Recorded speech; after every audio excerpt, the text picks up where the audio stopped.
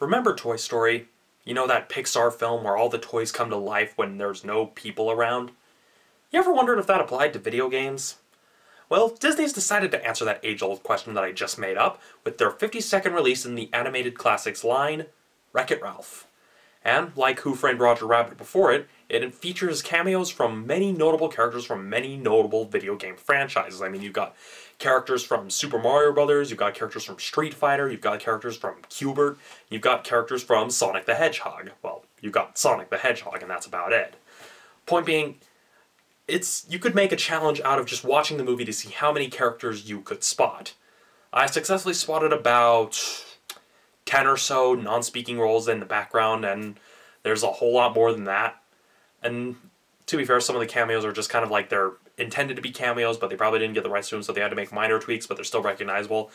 But I digress. Let's get started with this episode of Romney's Reviews.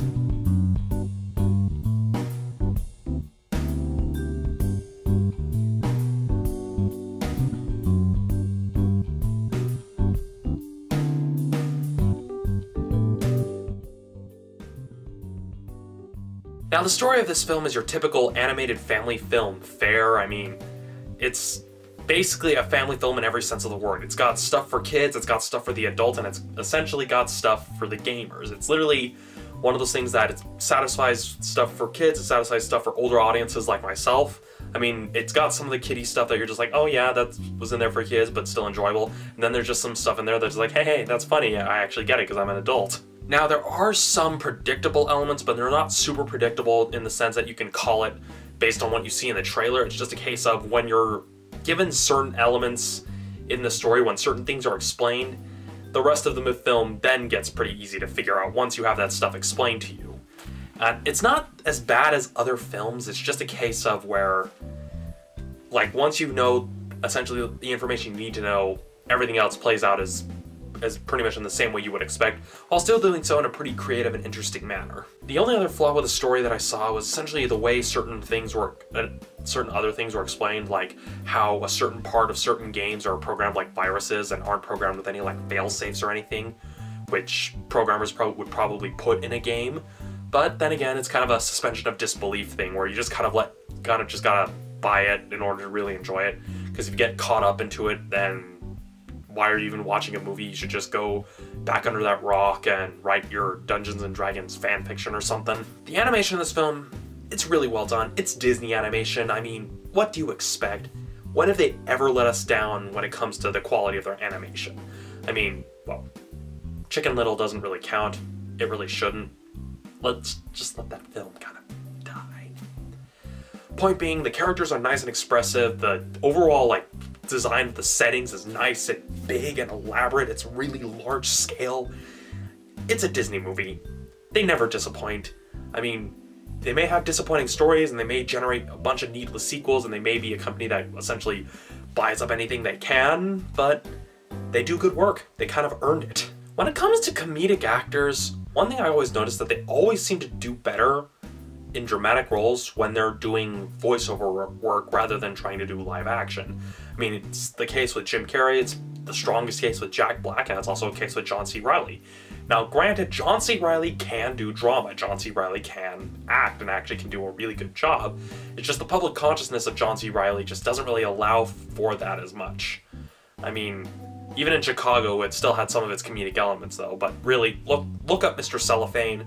He does a really good job in that, and so he's able to really give a very serious performance, but not be like super grim dark like certain actors would do, where everything's too realistic and too dark, too gritty, not a lot of lightheartedness. It still managed to keep that nice lighthearted charm.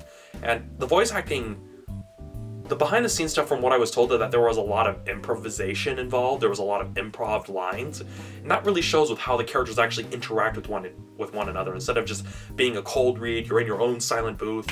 A lot of them you're actually able to kind of talk with the other actor and actually kind of play off each other with the different characters, and that really shows with the performances. Now, there are some voice actors that they're like instantly recognizable, and you're just like, oh hey, that's Jane Lynch, and oh hey, that's that PA guy from 30 Rock. But that recognizability is part of the actual character's design. I mean, just look at the character Jane Lynch voices. You can tell they modeled it partially after Jane Lynch, and then took elements from Samus and Shepard from Mass Effect. I mean, the hero's duty thing is supposed to be a play on Call of Duty and Halo and Gears of War. I mean, it's obvious, and so they incorporated that into the design and it really works, and it's the same case with Fix-It Felix Jr. He's supposed to look like the kind of happy-go-lucky, completely naive person, which Jack McBrayer plays that same role on 30 Rock, so they play off of that recognizability to really kind of add to that character. So overall, this film is just a blast. I highly recommend it. It's got stuff for kids, it's got stuff for adults, it's got stuff for gamers both past, present, and probably future. Given that a lot of gamers that are gamers now, well, they have kids, and so they'll show this film to their kids, and it'll be like any of the other Disney movies. It'll be passed down to future generations and enjoyed by future generations. So overall, it's a fun film. I mean, it's got jokes for kids, jokes for adults, it's got a lot of the gaming references. I mean, you could make a drinking game out of all the non-speaking cameos and all of the subtle sight gags and audio gags regarding video games, and you probably would be drunk within the first 10 minutes. I mean, it probably would be more deadly than the Stephen King drinking game. I'm just saying. So, on my personal scale, I'm giving Wreck-It Ralph a 5 out of 5. It's an awesome movie. Watch it. You won't be disappointed. I do kind of recommend it not watching it in 3D though, because the 3D glasses, although they've fixed that in later years, they still kind of have that problem where when you watch it, things get darker, it's harder to focus on certain parts of the frame. I mean, in the bright, colorful worlds, it's easy, but it's still a bit of a problem, but I digress. Point being, it's a good film. Watch it. So that's it for this episode of Romney's Reviews. Next week is going to be another double feature of movie reviews. Next week, I'm going to be taking a look at Steven Spielberg's Lincoln and 007 Skyfall. See ya then.